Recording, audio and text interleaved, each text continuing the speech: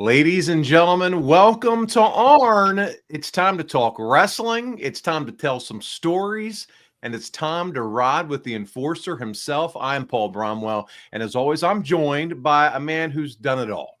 He's a Hall of Famer, founder of the Four Horsemen, creator of the Spine Buster, one half of the greatest tag teams in history, our TV champion, my tag team partner. He's the enforcer. He's Double A. Arn Anderson. Arn, my friend, it's great to see you. How you feeling tonight? Well, I need to ask you that. You had a touch of that flu's going around, didn't you? Oh man, it's I'm trying to kick out, as they say, to use a wrestling term, but I was down in Orlando last weekend and for a little bit of work, a little bit of fun with the family, and I came back with the souvenir I didn't want. A lot of germs, some sickness, and so I've been feeling a little rough. Problem is though, I passed it off to the wife. And so now she's dealing with it. And so it's not good, man. What question? Did it hit you there or wait till you got home? I was starting to experience some of it there, and I thought I was going to be able to overcome it. But I think with a weakened immune system and then just being around all the people, it was just too much to overcome. So by Friday night, I had a fever, chills, and the whole 9 yards. And so I was cooked. The places of business that I've been to this week, I've noticed people are wearing masks. Oh yeah, it's everywhere. Everybody I talk to, it's running rampant right now. And they're saying it's just, a lot of it is just a regular old run-of-the-mill flu. Yeah, it's just a bad dose, I guess, this year. Yeah, so I apologize for a little bit of the nasal. Then Arn and I get on here to start recording the show, and he says, "Paul, you sound like you're." A monster or something, right? Either Herman Monster or Dracula or somebody. So I use a Rodecaster, okay, for my little audio equipment here, and we're just talking real here. And normally it's totally fine. And Arn's like, I can't hear you. And he brings Aaron over, and she's like, I can't, Paul, you sound like distorted. And so I'm thinking, well, is there anything we need to fix on your end? Well, no, I tested out and I sound like a robot. So then it was a whole microphone switch. So guys, between the sickness, between this little mic I'm using now, apologies up front, but we're here to have a good time with all of you. I see super chats already pouring in. Arn, how you been? Because last time we talked, it was a great show with Tully. And we had a lot of views, a lot of great questions. You were about ready to head to Indianapolis. You were just coming off the Saturday night's main event. You then had the big show in Indianapolis. They had the Royal Rumble. How was that for you and Brock? I want to catch up on how some of that was. I want to talk a little bit about your thoughts on the Super Bowl and some other things. So how was Indy for you? Well, Indy, as usual, was really good. A lot of fans came out from all around. Got to talk to some nice folks. We went to a really nice steakhouse downtown, St. Elmo's. If you're ever in that area, check it out. It's in that really upper crust level. I saw that a lot of the talent were in there from WWE was, having a good meal. So it was a good weekend, really was. And got to see a lot of fans from just all around and good 2 days. Man, that's great to hear. And I always love to hear that you and Brock have a good 2 days at those conventions. You deserve it. And this is how you make your living now, Arn, at these appearances and going out and being able to say hi to the fans. So really appreciate all of you that come out, make time for the wrestlers and say thank you and spend some time with them. It means a lot to Arn and Brock, I know, and to all the other veteran wrestlers as well. And you really enjoy yourself too, Arn, getting to see everyone and say thank you to them. Well, yeah, and I get to bring Smokey and Aaron always goes with us, and it's a family affair, which is a good thing. Now, when I go on the road, it's not I'm leaving everybody behind, which I had so many years of. It's they're going with me. Let's talk about some upcoming appearances. I'm gonna throw this one up on the screen because this one's coming up this Saturday, February 15th. You're going to be here at in Turtle Lake, Wisconsin. Heart of a Warrior 5. this Saturday. So for those in the area that would like to come out and see Arn, this is an opportunity for them to come out and see you here. And it's a first. You know how I like firsts. Never been to this area. Really excited about being there. Promoters are real happy with advances. It's going to be a big night, and very, very happy. It's one thing, though. I looked at the Weather Channel, and it's going to be on Saturday like 8 for a high and 5 below or something like that. So that Horseman jacket is going to get some mileage on it this weekend. Yeah, that North Carolina blood ink isn't used to that. It's double lined. It's a warm jacket, and this is perfect weather for it. This time of year too just makes it a little bit more challenging when you're thinking about flying and traveling and things of that nature. But Arn's going to be there. He's going to make sure he's there for that appearance. So definitely check it out. Arn, there's one more appearance I saw. Now this is when it starts to get a little bit warmer in April. I'm going to flash it up on the screen. But you're already being advertised for the Squared Circle Expo, April 25th through the 26th at the Wyndham in Indianapolis. And not only are you going to be there, but also Tully, Barry Windham, J.J. Dillon. So, you know, for those and a lot of the fans of the show that are fans of the Horsemen, this is a great opportunity to meet all of you and be a part of this event.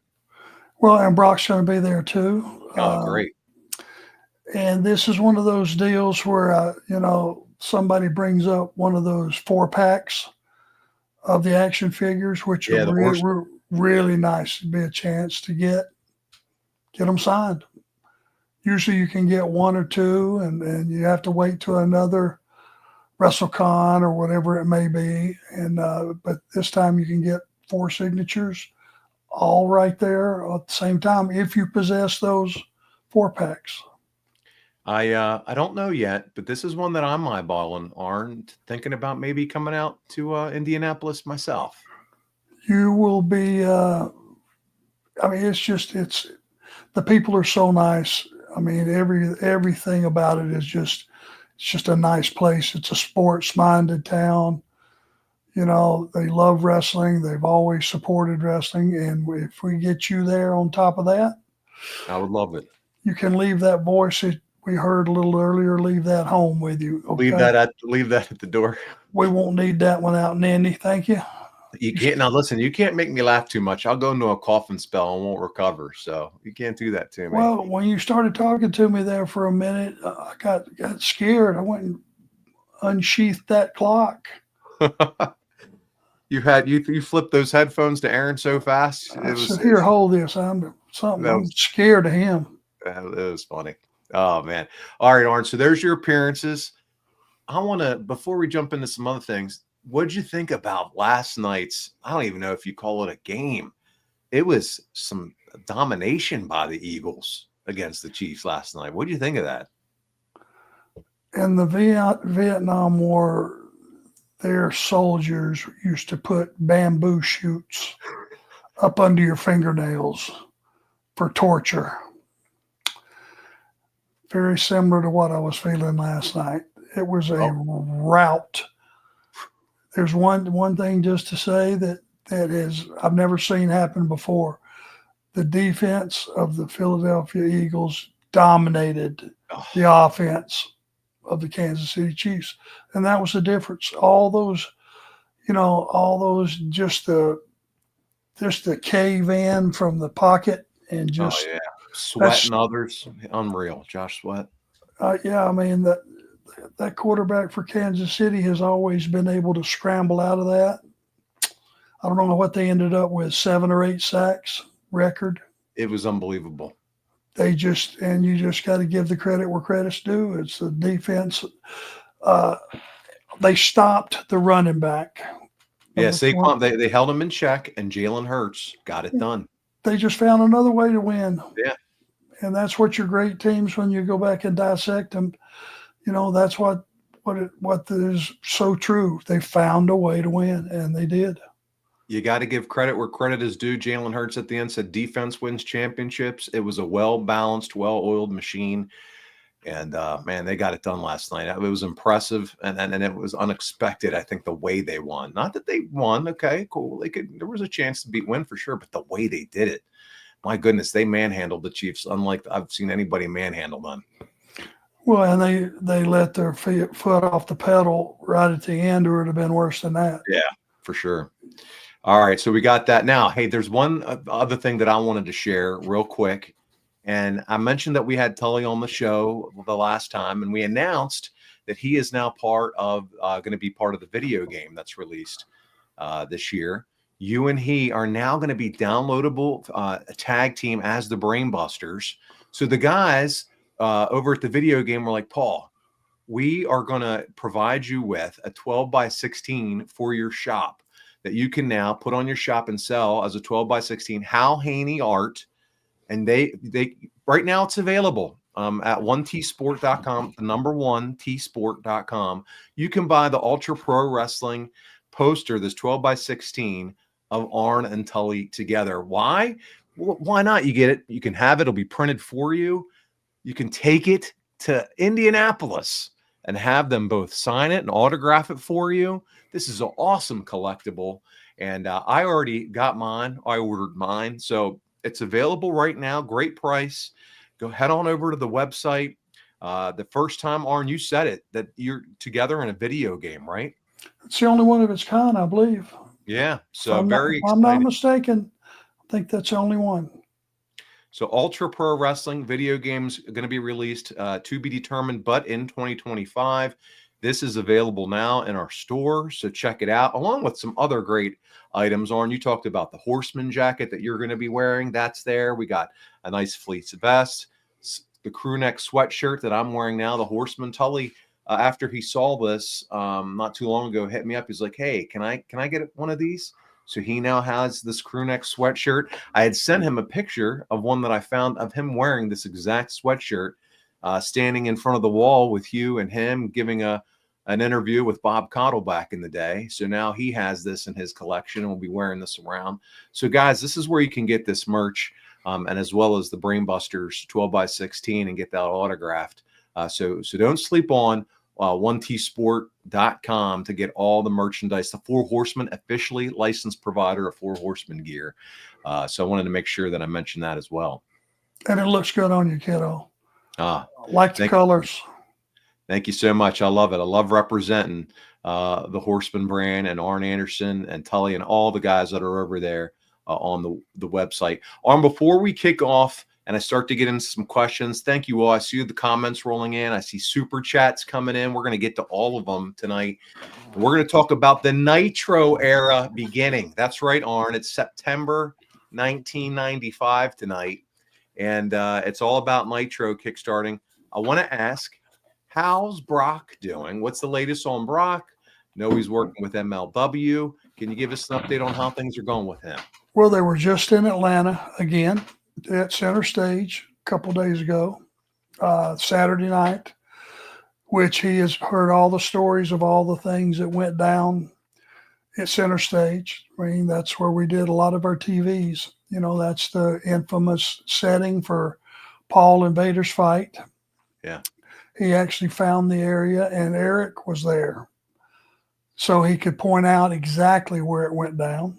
There's just a few people that are still around that were privy to, you know, that could tell you, well, it happened right here and it spilled into right there. So, but anyway, Brock and CW are doing really, really well. They had a lot to do at TV taping. I haven't sat down and watched it with him. Maybe going to do that tomorrow, I hope. Okay. Very, very proud of him. And again, thanks to CW for all of his guidance, and thanks for MLW for making it all possible. We're much appreciative to the promotion, and everything's going well. You know, he's getting his reps. AML, giving him reps, you know, once or twice a month. So it's he's getting better, and that's the only way you can do it. Is just get in there and do it. They were feuding with Paul Walter Hauser and Paul London, and they had a clip. I don't know if you saw it, and Brock was cutting a promo. I don't care who you are. Paul this, Paul that. We're coming after all the Pauls. And so I comment on social media with like scary big eyes, and him and CW both liked it. But I thought they were coming after me the way they were, you know, and they were going to kick all the Paul's asses. But see, he did. It wasn't a wrestling promo. It was very entertaining, and I judge him, you know, harsh as anybody. That was something that when it's done, you went, well, that was entertaining. And it was, and he came up with all that himself. And he nailed it. You know, you know, sometimes you have to think outside the box to keep the interest of the audience. And I feel like he did a really good job. His best work on the mic to date. I totally agree. That's standout. That stands out in your mind. You want somebody and so that's exactly what I thought when I was listening to it. So really, really proud and excited to see him. I just thought it was funny. Let me call on our audience if you didn't see it, pull it up. Yeah. Take a look. Let us know what you thought. And hey, we're open to any suggestions. Anything's going to make any facet of our product, whether it's Brock's Wrestling, whether it's you and I doing the podcast, whether it's wrestling events, WrestleCons, what you name it. If you have a suggestion, hey, why don't you do this? Or why don't you try that? Whether we'll jump all over it and you'll get credit for it. We aim to please. We're a family. It's all inclusive, and we're here to entertain each other. So that's so true. And we got some entertaining characters that follow and support this show. And so let's take care of some of those folks. They're here. This is an engaging. One of the bonuses of moving to this platform that we did last year was we wanted it to be live and sit around the virtual living room of Arn Anderson. So I'm going to the super chat before we jump into September 1995. And we kick it off with Michael Jensen. And he said, I know this isn't Ask Arn, but I was hoping to get Arn's thoughts on the Rumble. I'm watching knowing Cena is winning and then Jey Uso wins. It was awesome to watch and great storytelling. So Arn, what were your thoughts on the Rumble? That type of win usually elevates a guy to the next level. And I hope that's what happens, because the Usos have, you know, my experience with them every single time is they're pros. They work their ass off. They're tremendous talents. And to see a guy that has moved up the ranks and had a big win like that, when you win the Royal Rumble, buddy, you are launched into superstardom. And I think they swerved everybody. I don't think anybody picked Uso to win that. And we'll see what the Elimination Chamber has to offer. That will open up some more interesting situations. For sure. And to your point, I mean, the guy, as soon as his music hits with the yeet, the crowd I think they've showed a clip on social media of Triple H kind of in the back, glasses on, seeing him win and how the crowd reacted. And he was like, nailed it. You know, they got the crowd reaction. And so now they strapped the rocket on Jey. So let's see what happens. Well, and Hunter the expression on his face was, that worked, I'm sure. Yeah. Yeah. That's what was going through his mind. So, you know, the talent's success is his success and vice versa. So Darren Staley, longtime friend of the show, he wants to know, when you go to a steakhouse like you did in Indianapolis, who buys dinner, Arn or Brock? Who do you think? Daddy Warbucks. He is tighter than Dick's hat band. Although he will not spend a nickel unless it's on somebody's birthday or Christmas, and then he's pretty generous. But he didn't reach for his wallet, not even attempt to ease up off of it. He's got those crocodile arms, is what you're saying. When that's correct. Hey, you know what though? I'd expect the same from my boys when they get that age. So it's just how it is. It is how it is. It is. Anything I spend on that young'un, he's got it coming. That's for sure. I know that. Yeah, I know nothing makes you smile broader than to spend some money on your son and him love and enjoy every minute of it. You know, and my wife. You know, and Sure. it's anything within reason that I have the capacity to provide. It's all theirs. Speaking of which, I think we need to do another date. Me, you, Brock, maybe Aaron, at Jimmy's Famous one of these days. Just saying, just putting that out there. Yeah, who picked up the check that night? Oh, you did. Oh, that's right. Daddy Warbucks, Arn Anderson. He took care of us there too. Damn. I know. I'm a pushover. A guy. Yep. And they were one of our sponsors too at the time, right?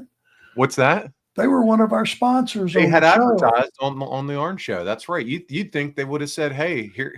I thought they were going to cut me a little break on that. Chizik.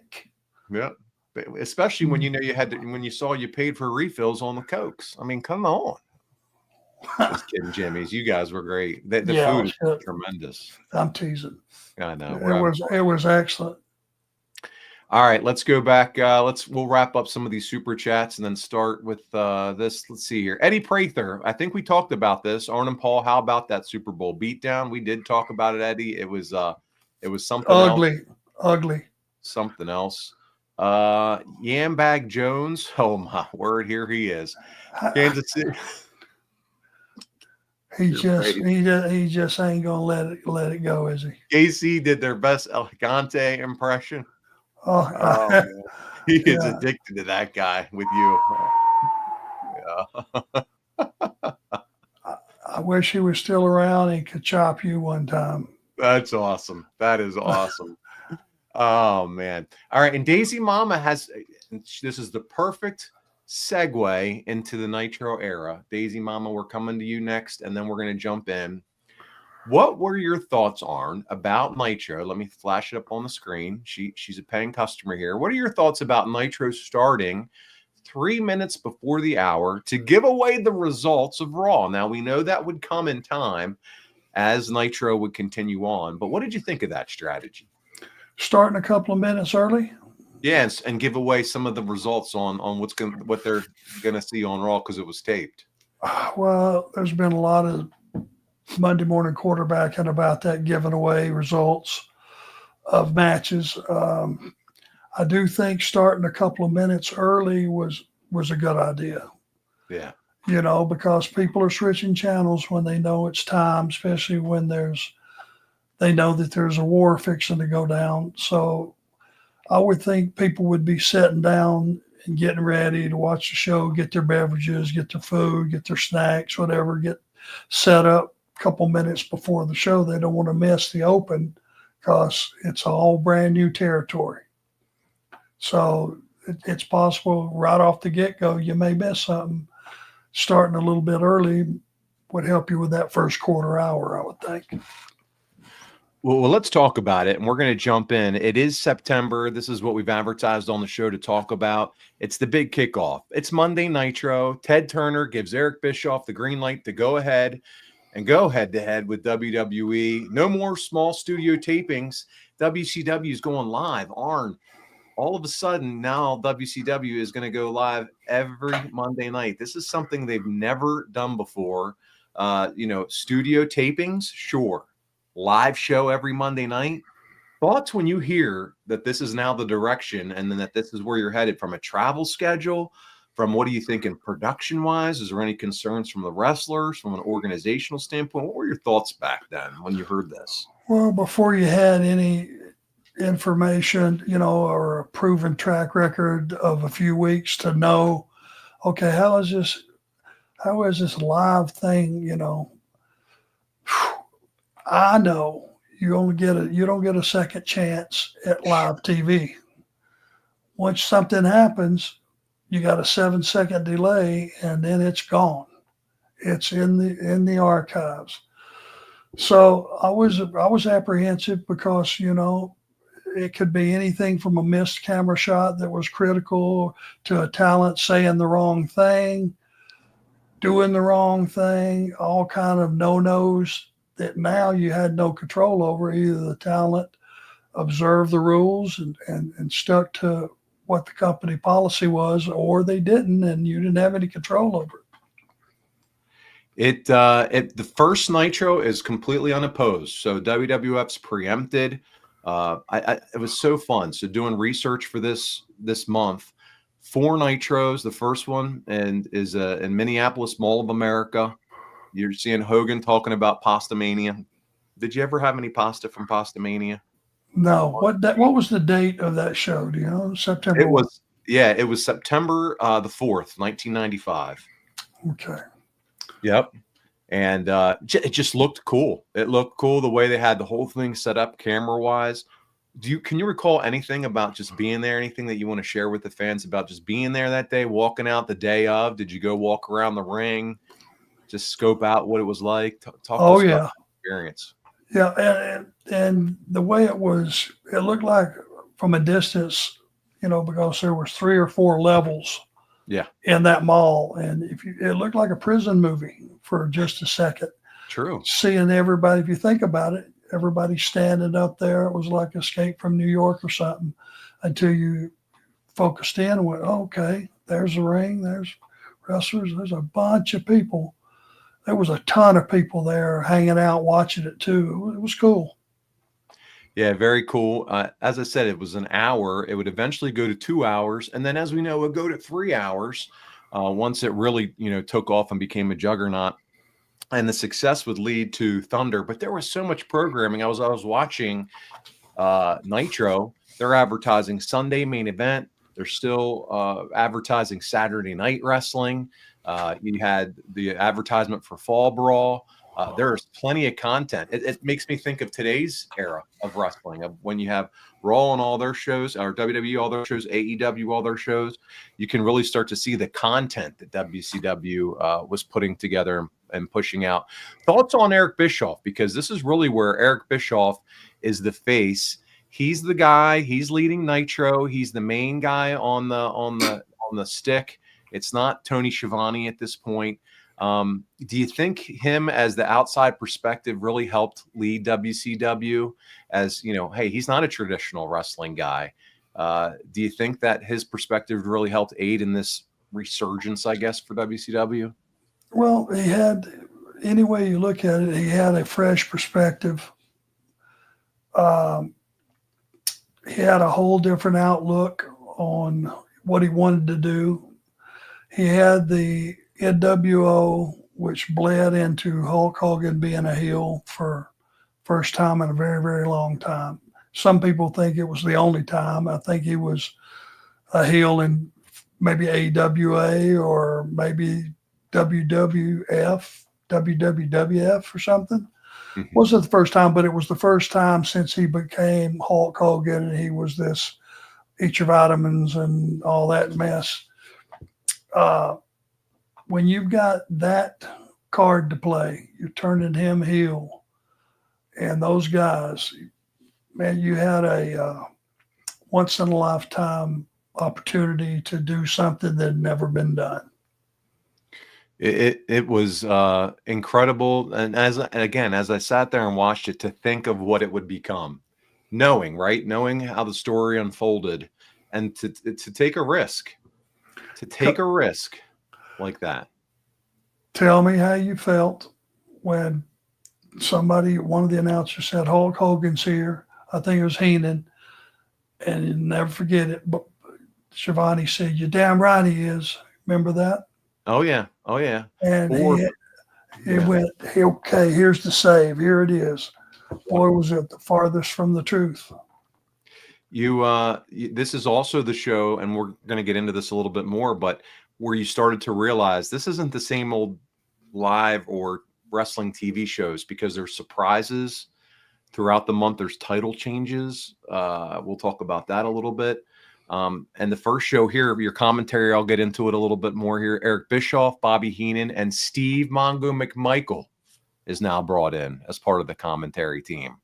So you have, I guess, someone who's now part of the team who kind of brings in that mainstream sports appeal, former Chicago Bear, to try to drive a little bit more attention, I guess, right, to the product, to the show with Mongo. And it's immediately fun because him and Heenan already have that clash going on back and forth, that banter, that fun banter that we all love, that Bobby the Brain Heenan is such an expert at. So they're the commentary team to kick things off. And the first match, I don't know that it gets any better than this, is Brian Pillman against Jushin Thunder Liger. Fast-paced guys. They open up that live crowd, and it just seems to be a genius move from Eric Bischoff right away. And it really was. And that was a good choice to start the new product off with, because it wasn't something that you saw all the time back then. I mean, it was a high spot match. And there's rotten high spot matches where nobody sells nothing. And there are great high spot matches where they have endings to spots that you never saw coming. It's impossible to gauge what's coming next and predict what you're fixing to see. And that was a great way to start the new product. We have a couple. I'll hit a couple other highlights, and I'll talk a little bit more about them. We then see Flair versus Sting. It ends in a disqualification. The real story here: Luger shocks the world. You remember when Luger came down the aisle? He shows up after wrestling in the WWF just the night before. Then you jump on Flair during that match, and that was more about advancing the storyline. But man, you got a major pop jumping on Flair that night. And in the main event, Hogan versus Big Bubba ends with Luger confronting Hogan, demanding a title shot. And so here we go, that cliffhanger. It's Luger, saying, hey, next week, I want a shot for the title with Hogan. And they're saying, yep, we're going to give it to you. So, man, what a hot way to start Monday Nitro. Nobody was on WWF and then WCW the next week. Nobody. Because they had 90-day rollovers and a lot of contracts. Apparently, Lex did not. They let his lapse, and it was just one of those things that, oh, shit, wonder why somebody didn't catch that, Yeah. Because, I mean, Lex was a big star, and when he walked out on that TV, it changed everything. Arn, I want to get your take on a few things. Steve Mongo McMichael, do you remember his Chihuahua Pepe? I do. Did you love it, or would you leave it? I'm a dog person. I would love it. Love it. Love it. Love it. And let me just say this. Mongo is in the fight of his life right now. And he is a hell of a man. But I just want to say, we love you, Mongo. You'll never, ever be anything but a Horseman, as well as a Chicago Bear. And, man, just hang in there. Fight the fight. Mm. You talk about someone who has been hanging in there and just giving it his all, with the fight. So well said, Arn, for sure. And it was so cool because just to see, again, that first Nitro, here he was, and then to realize that he would become a Horseman down the road. So it was just fun to see how this all started and evolved. I mentioned Brian Pillman and Liger. Hot match. As you said, it was the right move. Here's the thing that I want to mention about Flair Sting. This is a fun fact, which I know most of you are already aware of. Flair Sting wrestled on the first Clash of Champions, the first Nitro, and the last Nitro. Wow. So how's that? What a spread. Yeah. What a spread of time. And it's obviously that's, Ric's the ultimate asshole heel. Sting is your lead babyface for the company, and it's like that's a no-brainer.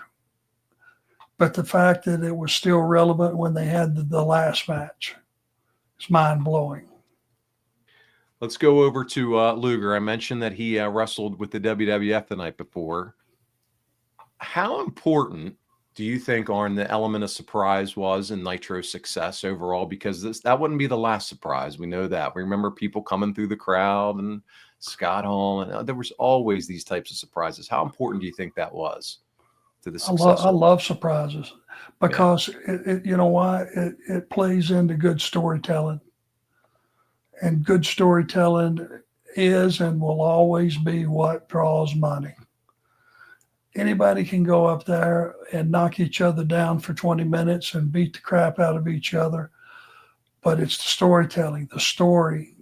What, okay, I'm mad at you, but why? What is it? And those type things are what keep our family intact. That means wrestling fans, wrestlers, production people, having that common thread of story that just makes you feel something for the guys involved. And I'll even take it one step further. It's not only the element of surprise, because I think sometimes nowadays in current wrestling, music hits and the next guy comes out or girl comes out that just jumped ship.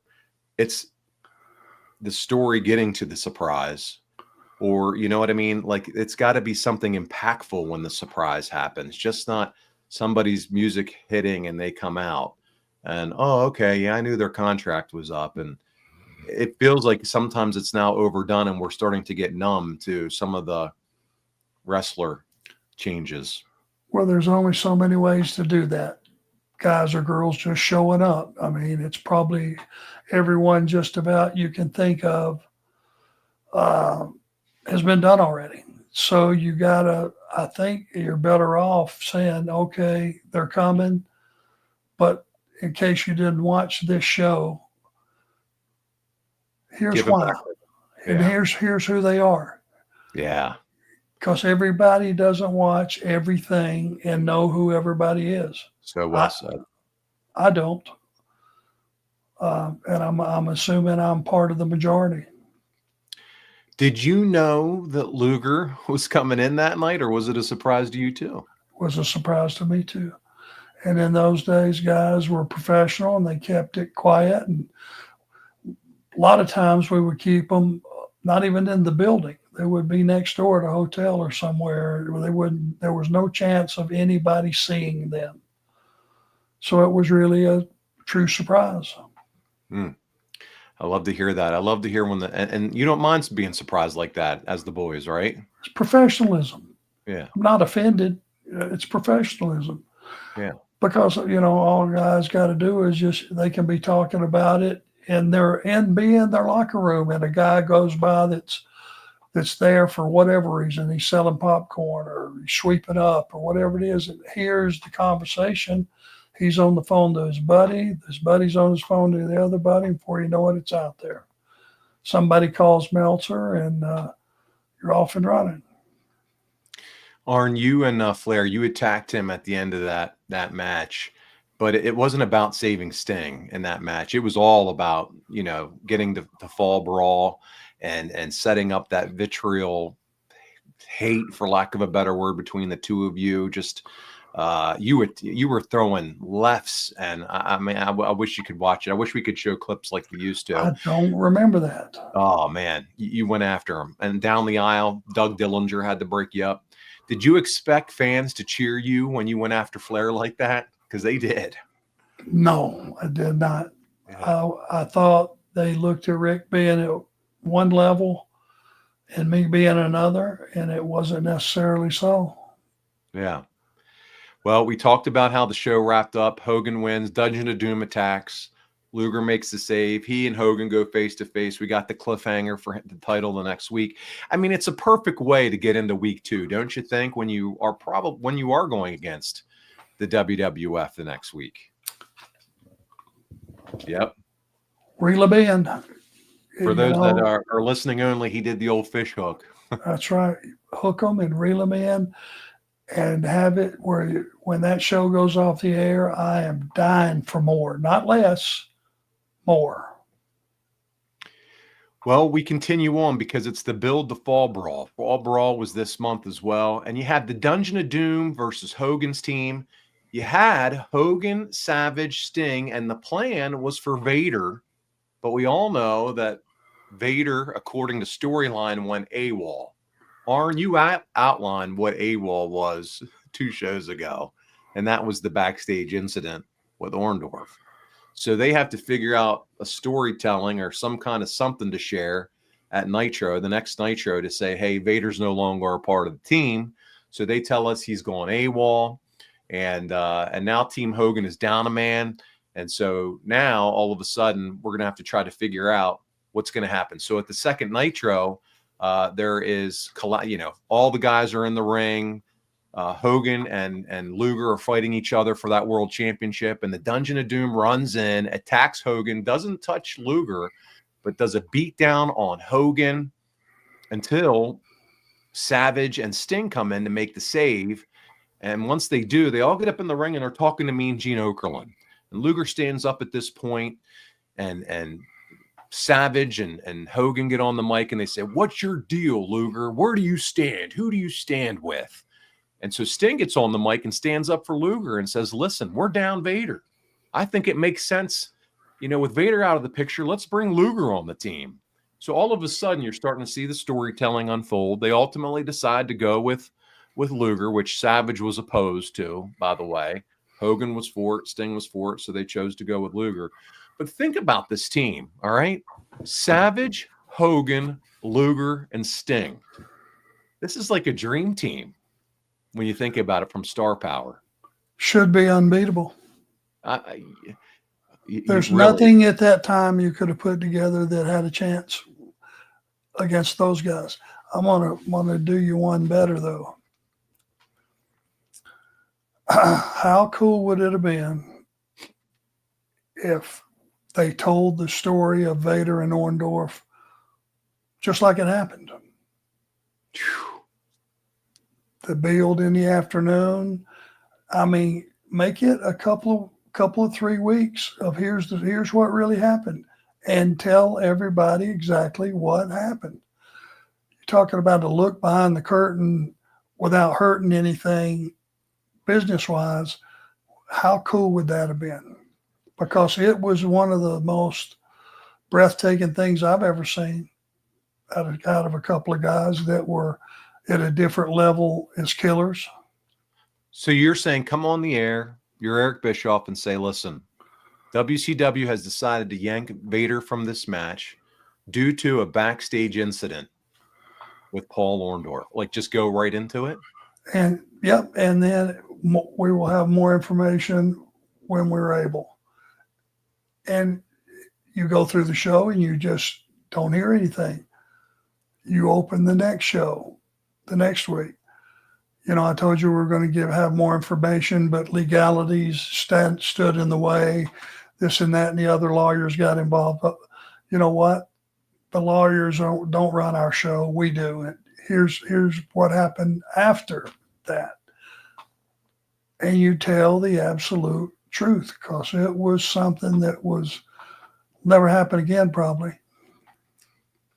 Man, that would, you talk about a peek behind the curtain, but man, that would have been ratings.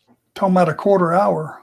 Oh yeah, no doubt. And you know what? I think future Bischoff, like future Nitro Bischoff, would have probably done that.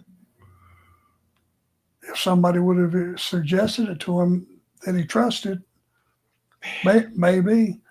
And maybe it was a legal thing with Turner as to why he could, too, if he wanted to try. Who knows what those conversations were like? But man, that would have been something for sure, instead of just saying AWOL. Well, you could have Paul in the back and be interviewed, and him just tell it the way it went down from his perspective. This is also the month too where Gary Spivey comes in to help him restate. Do you remember this whole bit where Gary Spivey helps Paul Orndorff remember that he's Mr. Wonderful, and he has new music, and he comes out with a mirror and a new jacket, and he has new music. Wonderful. And he had like that self-help guy, or Gary Spivey, that came back and talked to him. Paul was looking in the mirror at himself. He was like, "I see you. There's a vision. You are wonderful. You are wealthy," and all these things, and kind of rebuild his brand. Do you remember all that they did with him? I wish I could remember that. No, you don't. Trust me. Who is Gary Spivey? He was like some kind of soothsayer. It was a work, right? It was all part of the show. It was a gimmick. I think he was a real person who was self-help guy or something. Yeah, it was. I don't know what his official title was, but he was like read the stars or saw vision. I forget what they're called, but it was something else. Now remember, at that time I was working a lot of top matches, doing finishes. running the shows on, the live He was a events. psychic, Arn. He was a psychic. I couldn't sit back and enjoy any of the shit that was going on. I probably missed everything. He was a psychic that they brought in to help Paul Orndorff re-see himself as wonderful. Or maybe I'm glad I missed it. And he had a haircut that looked like a white mushroom cap. And he came back there in the bathroom, in the dressing room, and he kind of had a talk with him. It's some corny stuff. It was rotten, wasn't it? Oh, it was bad. But then Paul came out now with the mirror that he looked at, like the Smurf did, and in one of the Smurfs, I can't remember which one. And then he had a jacket and he had new music, and it changed Orndorff's. They were trying to give him a push with this, using Gary Spivey the psychic. Gotcha. They hadn't shed all the corniness yet. But anyway, so there's that. All right, we're getting off on a tangent. But I talk about Hogan's Dream Team because, listen, they're going to face them at Fall Brawl. But the teams Kamala, Zodiac, Shark, and Ming, we know we love Ming. But does this not feel like, as fans, you got to feel like Dungeon of Doom doesn't have a chance in hell? No, matter of fact, I'll go even further. Other than us knowing that Ming would have killed everybody, including his partners, if he chose to, and all the opponents, and half the crowd, should he chose to. But the fact that matchup, they didn't have a chance. It was an enhancement match for Hogan and Sting and all those guys. Savage and Luger. Nobody in the world believed that Dungeon of Doom were going to win that match. Not one soul. They were struggling for heels, is what it tells me at this point. And we've talked about that before. Yeah, we failed as a company to be constantly building heels, whether it was stealing them and bringing them in from vets or building them, our own way, like you did Paul White, whatever the way you did it. We always should have had a couple, 3 heels on the side being built, winning every week, waiting on their shot at Hogan or Sting for that matter. The heavy is going to be the giant, Paul White. He's coming at the end of Fall Brawl, at the end of the match to attack Hogan. So let's get into Fall Brawl, and we'll talk about the match there. It's Asheville Civic Center, Arm. You're very familiar with Asheville. 6,500 fans. It was September 17th. 1995, so just a few days shy of your birthday in 95.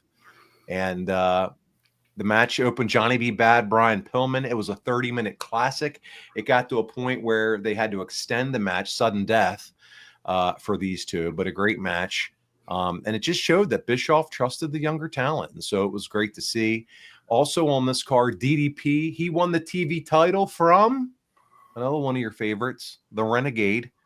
We covered Renegade a few shows back when he won the belt. He finally dropped the title now, the DDP. Thank God. Yeah. So he wins that. Harlem Heat wins the tag titles. Sherry and Colonel Robert Parker, man, they were making out in one side of the ring because there were 2 rings. He had so much lipstick on his face. And I thought to myself, good night. But yeah, she was a huge distraction.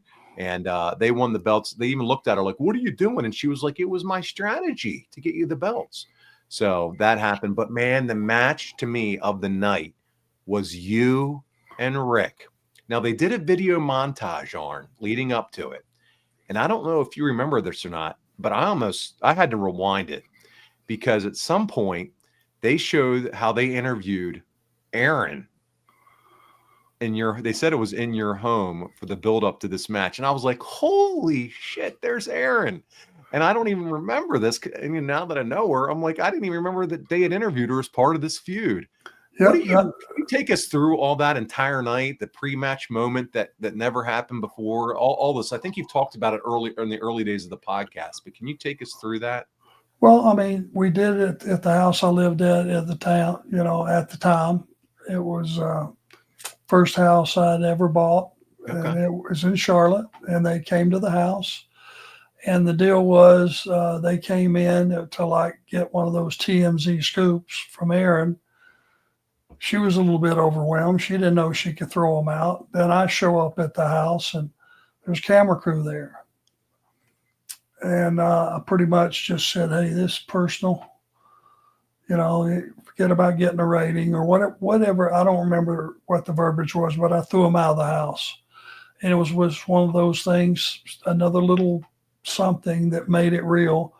Because in those days, you didn't usually have your family on TV. So you didn't know it was happening, or you did and kind of just acted like it wasn't supposed for real? Of course I knew it was happening. Okay. But for the story, yeah, gotcha. I come home from wherever I'd been, and I got them all out. And camera crew in my house. That was the story, and it felt real enough because it wasn't glamorized or anything. It was just all went down in just the front room of our house, and the conversation wasn't cutting a wrestling promo. It wasn't anything to do with wrestling. It was, look, you're in my house now. You went too far. Get the hell out of here. And that was, I guess, believable. Hope it was. It was very cool. It was a very cool storytelling piece. Again, they did a nice vignette package to tell the story of you and Flair's friendship, and then how it hit the bumpy ride, how Flair had started to just basically kind of put you out front in all the tag team matches. You would always be taking the beating and the pounding, and then he was never available to tag in at the end and things of that nature, and how you finally got sick of it. You got sick of always being his guy and then him not being there for you when it counted, and then how it was time for you to throw a few haymakers at him and give him his just due. And Shivani, it came back to Tony, and after they did the video package, and he really put over, hey, this is going to be a great match between two great professionals here in Asheville, where in the 80s, the boom of the wrestling period, where Flair and Arn really helped carry this business into the next level. And now these two are going to face each other here in this match tonight. And the match delivered. It was an excellent match. Arn, do you have any memories of the match at all? It's a wrestling match. Yeah. I mean, we weren't high spot because we weren't high spot guys. We were slugging it out. And, back in those days on a angle like that, when you had on a pay-per-view, and it was, I got to be honest with you, I didn't like doing the angle for the simple reason I don't think when you're as close as we were, and everybody knew we were best friends. Everybody knew, we'd been together through the whole time with the Horsemen thing and the whole deal. I don't think the fans actually believed we were going to try to hurt each other, because it's like when you have brothers that split up, the Hardys they split up, they have a match, and nobody believes they're going to actually cripple their brother. Steiners, name the brothers. People just don't believe you're going to hurt each other. That was a deterrent. But once it got rolling and we tried to tell the story that, hey, I'm not going to walk in your shadow. I'm not going to be second fiddle. I'm either going to be your equal, or I'm going to beat the piss out of you tonight, one way or the other. Arn, a fun moment for me was watching you at the beginning when he's doing his strut. And then, you're doing your little pre-match before you really get into it, kind of jousting back and forth. And then you did something to him, and then you turned to the crowd and you did the woo to the crowd. I was like, look at you, Arn, I see you. But it was all just a mock towards him, and you guys were having fun. It was just part of doing things that we knew would rile each other. Yeah. Hope it was a good fight. Felt like it was. Excellent wrestling match. And I would suggest to all of our loyal fans to go back and watch it. Watch it from the vignette, Tony Schiavone's comments, and Heenan's all the way through the match, and you will not be disappointed. Now, at the end of the match, Brian Pillman gets involved. Now, this is, as we'll see this unfold, it's part of the story, the evolving storyline. But Pillman gets involved, kicks Flair in the head. Ref isn't looking. From the apron, yeah. Yep. Ref isn't looking. Flair stumbles towards you. You grab Flair, straight down DDT for the pin. 1, 2, 3. And that's how the match ends. you beat Flair there, and then Pillman would challenge. I mean, Flair would challenge Pillman at Nitro, and they would fight, and there would be some other matchups that happened to eventually an involvement of the Horsemen getting back together, and we'll cover that in a few months. That's down the road towards Halloween Havoc and other events, and Pillman becoming a Horseman. And so we'll talk more about that. But this is fun. I understand what you're saying about you being so close and brothers, but two guys that you never thought would battle it out, do so here. And it's a classic wrestling match, the way it should be. And so if you're studying to be a wrestler or a wrestler, I think this is a good one to go back and watch. And I may be wrong. This is another one for our audience and our family. Did you actually think we were going to get in there and hey, if I had to bite his nose off or bite a digit of his finger off, did you think that was going to happen? There's a possibility that would happen? Or did you think, hey, we may pull up a little bit short of doing what we would do to somebody else that wasn't as close as he and I were? I may be way off and may be wrong about that. It's a good question for our audience. Yeah, for sure. No, let us know what you think. Before we conclude, guys, another title change occurs on Nitro this month in September. And that is, yes, I said the Harlem Heat won the tag titles at Fall Brawl, but then they'd lose the tag team titles the same month to the American Males, Marcus Bagwell and Scotty Riggs, longtime listener of this show. And it's the first ever title change on Nitro. So there you go. It happens in September. And this makes 4 tag team title reigns with 3 different partners for Bagwell at this point. He won the first one with Too Cold Scorpio, and then he won with Stars and Stripes when he was with the Patriot. Yep. And so now here he is with Scotty Riggs. So first title change right here, tag team titles, the American Males. So pretty cool. I'm a big fan of those. Him and Riggs and Bagwell were a really good team. Good baby faces. Sold great, looked great, whole ball of wax. It's an exciting time, guys. This is going to be fun covering the Nitro years and the months as we continue on down this journey. Not only Nitros, pay-per-views, a lot to go through.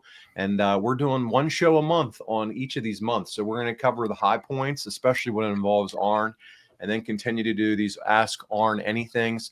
I'm going to go to the Super Chats to wrap us up. But I do want to remind you that we're going to be back together again, Arn. Hopefully this is good for you. We didn't get a chance because we were working out technical difficulties. Are you good Tuesday the 25th at 6 p.m. Eastern, Arn? Is your calendar open on Tuesday, February 25th? Do you have your calendar in front of you? I think that would keep us on schedule. I will make it work. It's totally up to you. I think that'll keep us on schedule, but I want to make sure it doesn't mess anything up for you. But sounds like Arn's game to do it. We'll get together on Tuesday the 25th. It'll be Ask Arn Almost Anything. And so bring your questions, almost anything, should I say, the caveat that you have. We'll have a good time. You guys keep it entertaining. And before we wrap it up, speaking of keeping it entertaining, let's go back to Darren Staley. He has a super chat for us. We want to get all our super chat questions in. He says, using Monday Nitro as opposed to Monday Night Raw seems a great play on words.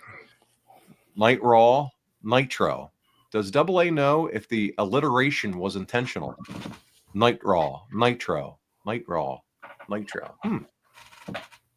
I don't think so. Yeah, I don't think it was intent. I don't either. I've not heard that before, but I could see where you might think. Good question. It's a very good question. Not bad, Darren. Yeah, really nice. Thought into that for a change. But I think somebody just threw it out there that, it sounded good, and let's go with it. Yeah. No brilliance needed. Right. All right. Good stuff here. Let's see. Darren with another question. All right, here we go. Let's throw it up here. I think Arn out of the ring is a bad use of Arn. So I think let me see, when would he have said that? Because we were going over some serious material. Can you give me any context, Darren? Looking for context on that one, and then that might make a little bit more sense. Last thing I say here is LOL. No, that's not the context. Oh, when he was wrestling out of the ring. Oh, so he thinks you staying in the ring was always ideal versus you wrestling outside of the ring. What say you on that?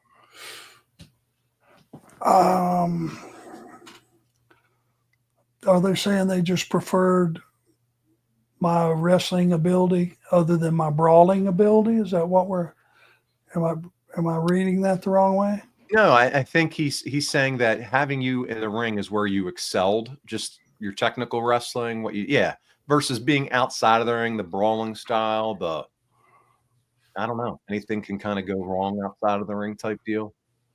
I'm trying or unless he's talking about when I was. He said yes. What you're assuming is right. Okay, yeah, he's right. Yeah. You know, you got to remember the Andersons, and to this day, it's still a legitimate storyline. Used to grab an arm and wear it down till a guy would quit. And this was before tap outs, and you know what I mean? This was before UFC and guy would tap out or give up or any of that. You very seldom, other than like a figure four or something like that, did you have a guy give up. So wrestling in the ring, you could make it interesting, taking an arm and just wearing it out. The final question we have, which I think this is a great question, especially if you can remember kind of what the situation was back then. Was there ever talk of Lex Luger rejoining the Horsemen? So we said that they would have the Horsemen. Was that ship had sailed, huh? Gone. Moving on. Got it. Let me just say this, since Tully is current again, and you know, people are thinking about him and remembering there was no second place trying to replace Tully Blanchard. When we tried to do that and that didn't work, there was nothing you could have put in that spot. I don't care who it is, other than Tully, and it been as good as it once was. But I do feel we could have picked up where we left off and ran right on with it. For sure. And I also think probably they had designs with Luger just being kind of his own guy and doing his own single star type thing, not being a part of another group. Yep. Especially how you saw that they used Pillman and Benoit. Those were the next two as a vehicle. Yeah. Yeah. All good. Hey, guys, great questions. Love having you here, guys and gals. I saw Amy was here tonight with us, and Andrew, our research guy. And I want to thank Marcus and Dom for all their help that they continue to do to support the show. And just so many of you that are here with us faithfully, and CG and Ryan and Darth Payne and so many. And I know we don't get to all your questions. A lot of you are just conversating through the chat. But on shows like these once a month, we have a lot of material to get through. So I appreciate y'all hanging in and being a part of this. And some first timers I saw in the chat had just stumbled across the YouTube channel, and Villain Edits. OMG, I can't believe I've stumbled across this on YouTube. Arn Anderson, absolute one of my favorite wrestlers ever. Such a legend. And so thank you, sir. Yeah, very cool. And just so happy to have all of you guys that are with us here faithfully, and the ones that are finding us now. Mr. JAO says Arn Anderson is one of the greatest ever ring technician and mic workers ever. Facts. And so tell all your buddies about it, guys. If you're new and you just found out that we're around, tell your buddies about it. Yes, thank you all for being here so much. Great to see some of the folks that have come back, haven't been in here for a while. Yambag Jones, always great to have you. Never know what you're going to say next, and so many others. Mouthpiece Murphys. I know I'm going to forget names, but we've had a pleasure of having you here. February 25th, Tuesday night, 6 Eastern. Come on back and see us around the virtual living room. We get to pick the Arn's brain if I can get it out. And hopefully I'll be feeling a little bit better by then. And I'm looking forward to it, Arn. Thank you so much for doing this with me tonight. Hope you feel better, buddy. Appreciate you. On behalf of the Enforcer, Arn Anderson, this is Paul Bromwell, and we'll see you back here in 2 weeks on Arn.